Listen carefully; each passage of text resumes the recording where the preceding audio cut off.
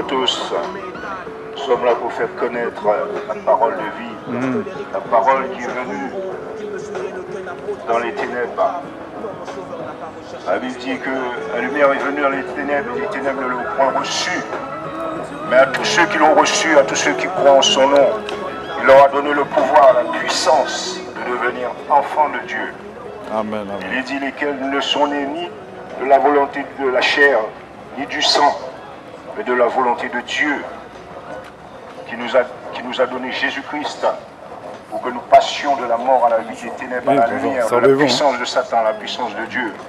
Savez-vous c'est Car il est dit, Ça alors dans Romains, chapitre 3, en fait, c'est les Injils.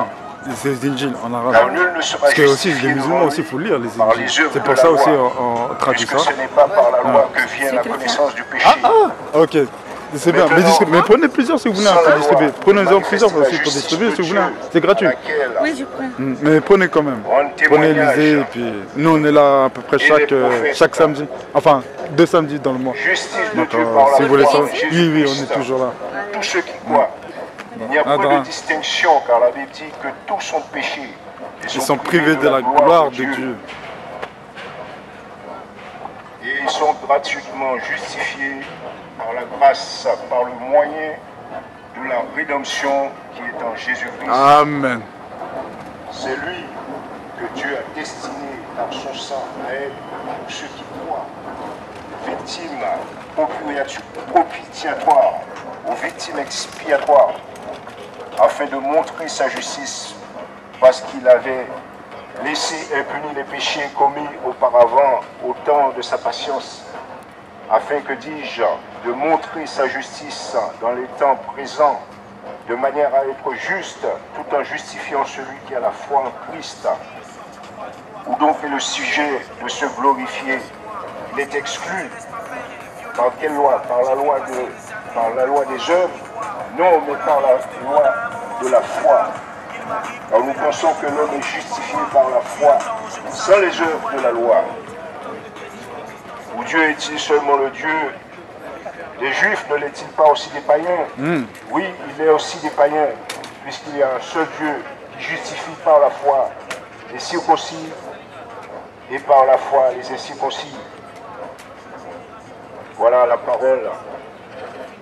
La Bible dit que Dieu a tant aimé le monde qu'il a donné Christ, afin que quiconque croit ne périsse point, mais qu'il ait la vie éternelle. Amen. Si tu veux la vie, approche-toi de Christ. C'est lui qui a été sur le bois de la croix. Bonjour, ça va bien? C'est lui qui a donné sa vie. Ah ok, j'ai coupé.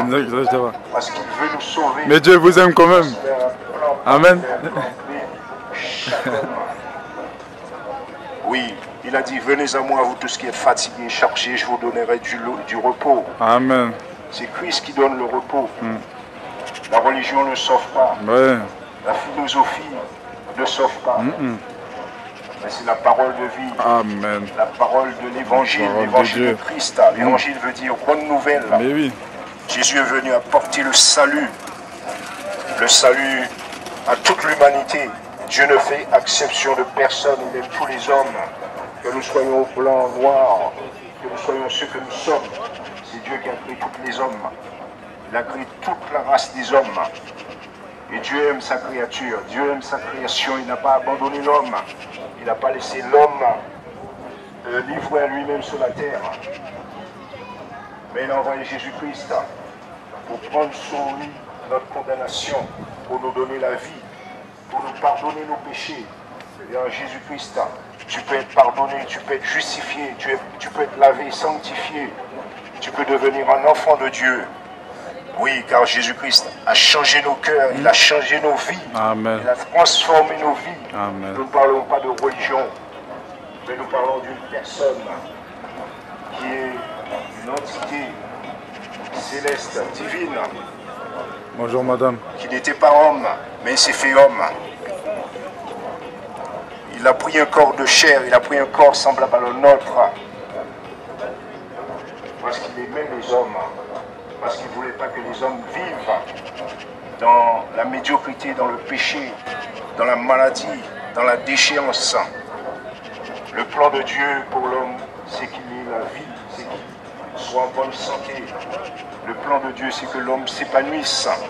C'est que l'homme soit délivré de tout ce qui le tient asservi.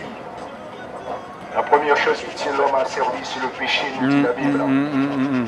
Et Dieu est venu en Christ nous libérer de la puissance du péché, parce que personne ne peut se libérer de son péché.